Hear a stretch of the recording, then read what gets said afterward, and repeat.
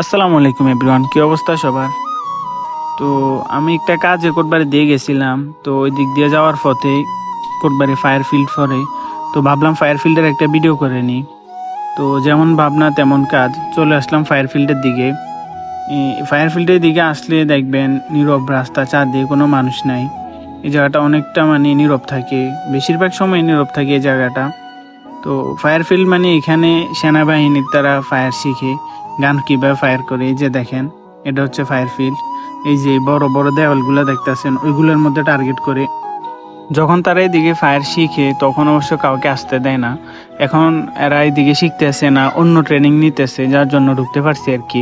আর এখানে সবাই খেলাধুলা করে। তো কুমিল্লার কারা কারা এই ফায়ার ফিল্ডে আসছেন অবশ্যই জানাবেন। আর কুমিল্লার কোনো জায়গা যদি কারো দেখতে ইচ্ছে করে বা ব্লগ হিসাবে দেখতে চান তাহলে অবশ্যই আমাকে কমেন্টে জানাবেন। তো সবাই ভালো থাকবেন, আল্লাহ হাফেজ।